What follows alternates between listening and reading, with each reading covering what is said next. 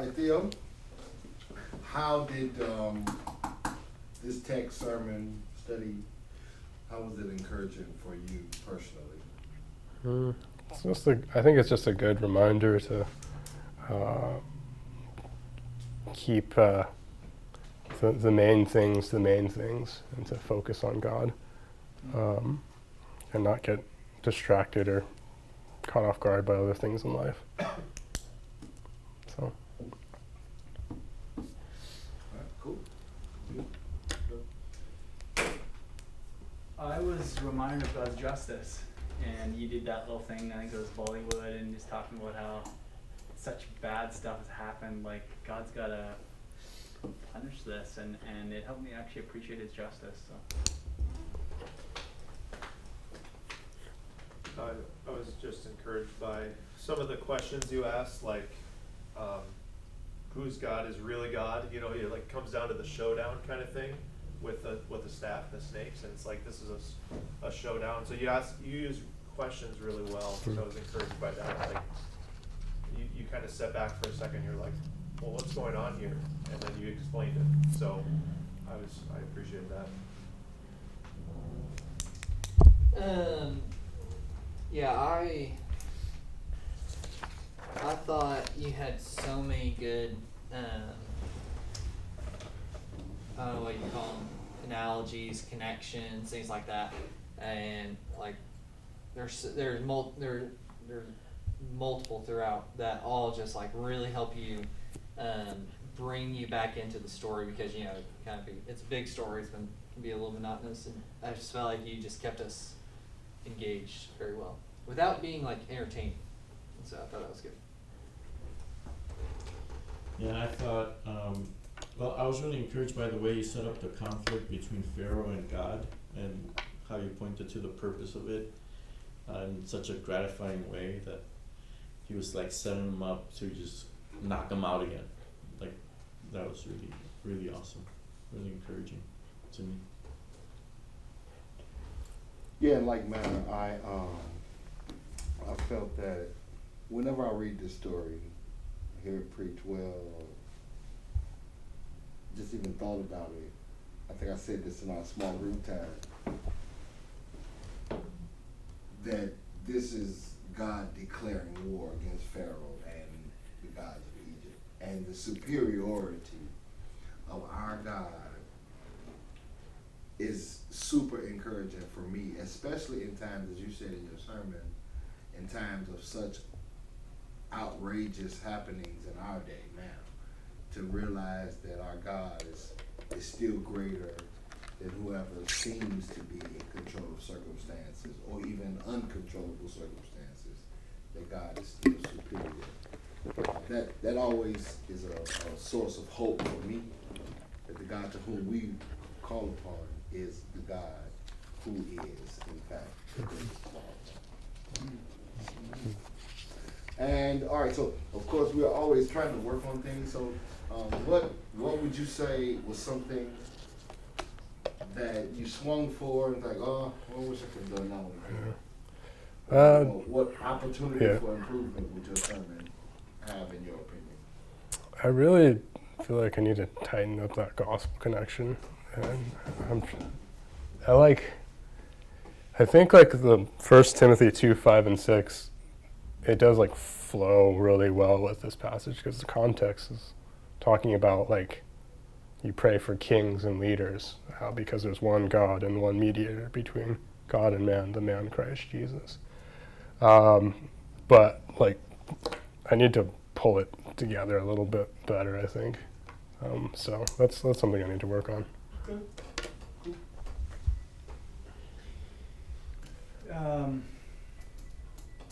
One little thing is, and this is just, sometimes, you're reading and then there's a bit of a pause for what you're going to say next, because you get lost or whatever it is. And so it kind of like hangs in the air a little bit, and it's a little bit not that easy to listen to. Yeah. I think I do that more than you, but anyway, I'll put that up there. Sure.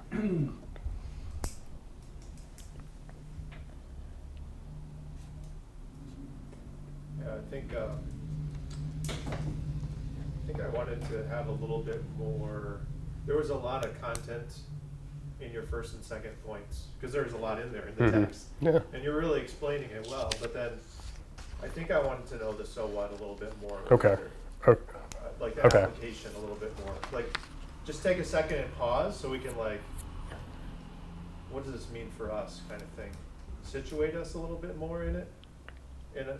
I know naturally it comes later in the sermon, but maybe a little bit earlier, just spread it throughout a little more. I don't know. Okay. Just something I thought of, but. Okay. And the Luke passage that you did, you only said it once, and Yeah. then you didn't. I don't.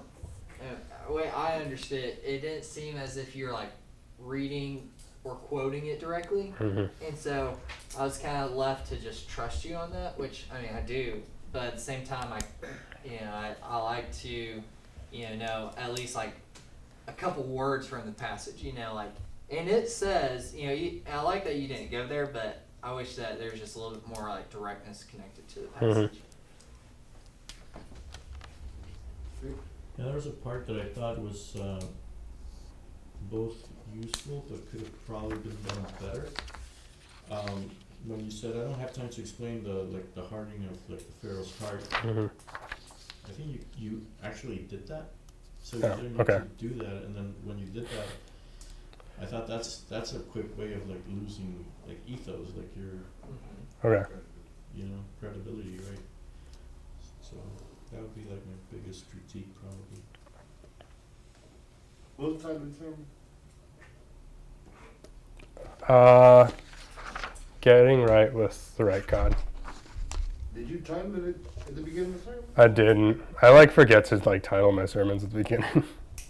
Yeah. That's one of the things that makes it. I think I told y'all this before. I'm a title guy. Yeah. And labels matter. They carry you along, draw you listening, and earn you hearing. I got the sense that that's what your title would be. I was even thinking like Game of Thrones was the title that I Nice. would give you. But labels matter. Okay. And they help to drive the point of the sermon. And it helps you to connect your thesis, your argument to your homiletical outline, which both were good. But they just seem to be dropped in because they were not attached to The title. Yeah. Okay. it. Okay. You would scroll through the television and, it's a movie on. You can like the movie. You can't refer to the movie because you don't know the name of it. So you really need to have something that draws people in. So I would say that. You have another one? My only other one is maybe just a little bit slower with when you're putting down the points. I couldn't quite get them down, and I was trying to think, but you came back to it around afterwards, which is helpful for me. But yeah, maybe just a little bit more Okay. time there. Okay. I think for me, I'm trying to think if this is useful or not. The very end, Yep. just before the prayer, you just said, are you right with God? Yeah. And don't ignore him because he judges you. Yep. And that's how it was ended. And maybe that's good because it's confronting, Yeah. right? We need to be confronted. But then I'm like, but I wanted another little reminder of Christ there as well. Okay. Okay. I wanted, and yet you're not in that judgment because of Christ. Okay. But then you prayed, and in your prayer, you had the promise of the gospel again. Okay. So maybe I just wanted it explicit, Sure. coming back to Christ. Cool. So a full summation. Yeah, Yeah. Okay. yeah, which it was effective because it made you think like, whoa, you gotta watch out. But, yeah. When you said we're just as pagan as the Egyptians, Mhm. great line. Love that. Because we are. But I think we, especially in like this day and age, like feel so disconnected to like, you know, cultures that had like lots of deities and stuff as we're so secular. And so you kind of did, but I wish you explained a little bit more of like why we're just as pagan and why really at the end of the day we're the same as them, because we are. And you did kind of explain it. I didn't quite see like the connection between like how we trust in those things, because we do trust in those things, but at the end of the day we're trusting something else for our sustenance other than God, which is the same thing that they're doing. Yeah. And so that's how we're Okay. pagan. And Right. so it was a great statement though, great point. Just wanted a little bit more. Okay. Yeah, I think my other critique would, you already mentioned it, was your gospel connection. Mm-hmm. Yeah. You know, when you said that, I see that text saying talking more about the mediation of Christ, and I don't know that connects so well. Yeah. Yeah. With the judgment Mhm. happening, the whole setup you had with the, you know, hardening of his heart to knock him back down. Yeah. Yeah. Good point. Yeah, I wonder how a layperson or a non-biblically aware person hears the sermon. Even though you had really good illustrations, those pieces worked. The question one on the sheet is important as far as context. So to really situate your listener in the story of Exodus well would have in some way increased that interest in the further, staying connected to you as you move throughout, because now I realize,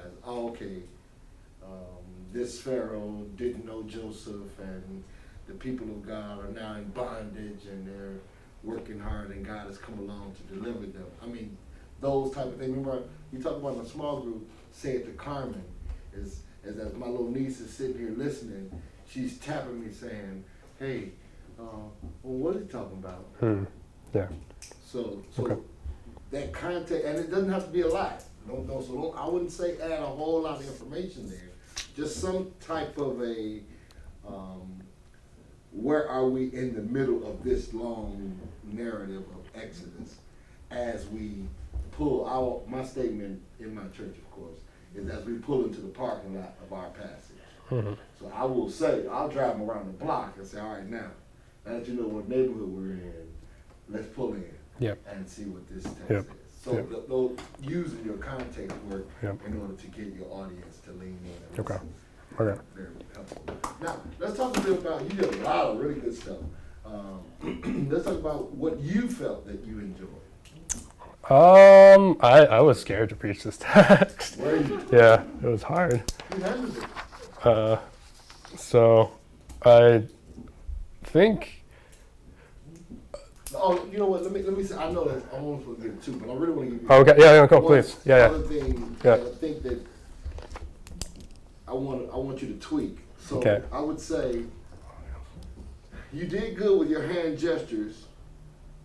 I think use of your hands was a little busy at times. Okay. So you talk even while you were praying. You talk with your hands. So be careful with your hands, and then use your inflections deliberately Okay. at certain points. Okay.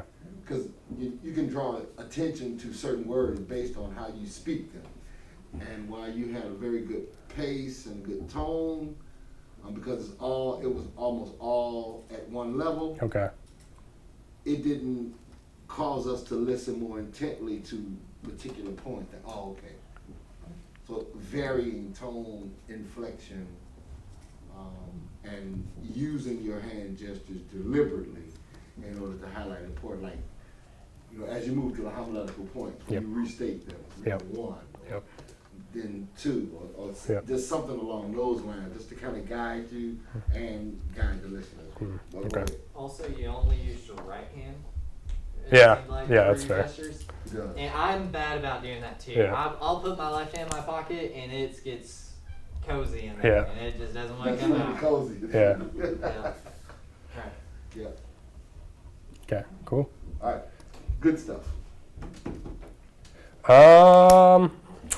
Let's see. Actually, I was kind of I had a hard time coming up with illustrations. So the Bollywood movie was just I'm just gonna put something in here that I know and I is familiar with me, and I feel like it worked out okay. So, yeah. Some illustrations are not full stories, or some of them are just pictures.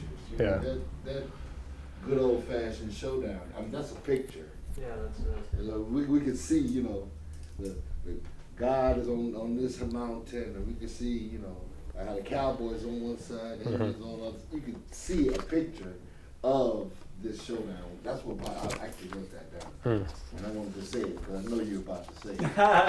Getting in there. Yeah.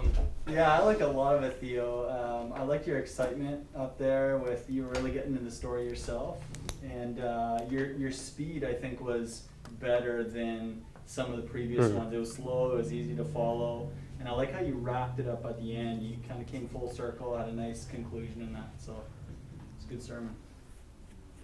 I thought your progression through the points and also tracking with the text went really well. I mean, it's like it builds in this passage. The passage really builds from small to the great, and you really capsize that through the organization, but also through the emphasis and your excitement with it. Good. Awesome. That's cool. I liked how absolutely everything that they said. Also, I thought you did a good job with saying your main point multiple times throughout the sermon.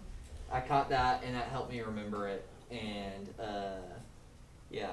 And have you preached this one before? No, Just no, I to- haven't. Yeah. Well, I felt like your sermon was put together enough, and I think you kind of point at this, it felt like you'd preached it already before, because you did that well and laced it through multiple times well. So. Cool.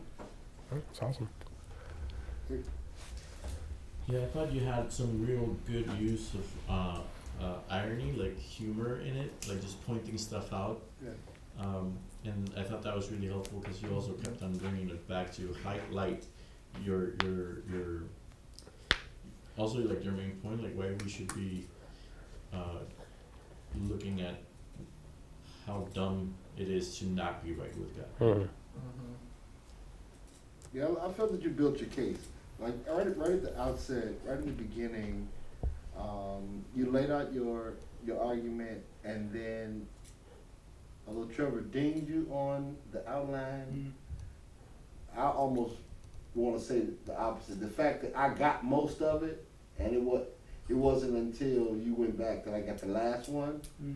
Because I'm horrible at small talk. I mean, at notes. I'm not really good at it. I can remember sometimes, but writing it down, when I can write it down, I felt that we did well. And then the fact that you went back, because I'm thinking to myself, he's got to go back. And then you did. That really helped to build your argument, and I could tell that you worked to make a case. You were making a case, and you did a good job of that. I really felt it was strong. Cool. Awesome. Thank you.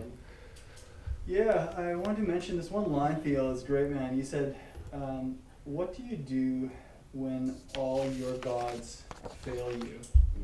And I thought that was just very powerful, because somehow you were able to bring us to that point of it's kind of like a side jab, because you're saying you have gods other than God. What do you do when your gods of security and all these things fail? But it didn't seem like it was accusatory. It was like, yeah, you're right, we do have gods. And so I thought that was very powerful. I think it could have been even more powerful though, if you would have tossed out a couple. Okay. Yeah. What happens when your job God, your spouse God, your Right. your security God, Yeah. those things that that Yep. we worship at the altars of. Yep. If you named a couple there, Yep. take off. Yep. I think it was a good reminder personally of God's power and of the call to faith, the call to belief in Him. You know, get right with Him. Good personal thing for me. Mhm. I feel like compared to your last sermon that we saw you preach, I feel like you really did a lot better. Even though Soup did criticize us, I felt like you made a big improvement on your tone and and stuff like that. Like, yeah, I just thought that was all. I thought you really improved just since the last time. So Cool. I'm not saying don't listen to what you said, but you did. you did Don't get listen better. to Yeah. And I'm caught between two here, because well, your movie illustration was really really good, and it worked in a way to bring us to like be satisfied and like God's sense of like justice and Mhm. righteousness and judgment. Yeah, To not see it as like a bad thing, but Yeah. as a good thing, as something you want. that's right. And then the way you've like used that kind of was into that second thing I noted at the end with the plea, which was like a very genuine plea, like get right with Mhm. God. Mm-hmm. It just I saw us all working together in that sense. And one of the things that I personally like to work on, and I try to do as often as I can, and this is how you know you got a good argument, is to use rhetoric. Using those questions to carry you through the sermon. You know. By the time you got to about the second, third one, the audience is now working with you in the pulpit. They're not arguing against you. Now they're seeking to answer those questions, or they're anticipating that you're going to do it for them. Be Mhm. careful to not to introduce questions that you haven't flushed the answers Yeah. out well, Yeah. because then you can send them on recess too. But overall, I felt like it was really good, strong time. I didn't hear the first sermon. This is my first time hearing it. Yeah. Yeah. I felt that it was strong sermon, and listen, I would dust that one off and put it in the file. Awesome. That one- Yeah. that one could work. Oh, thank you. That one could work. Thank you. I will do that, and I'll put in your edits. Thank you so much, guys. Yeah, brother. Yep.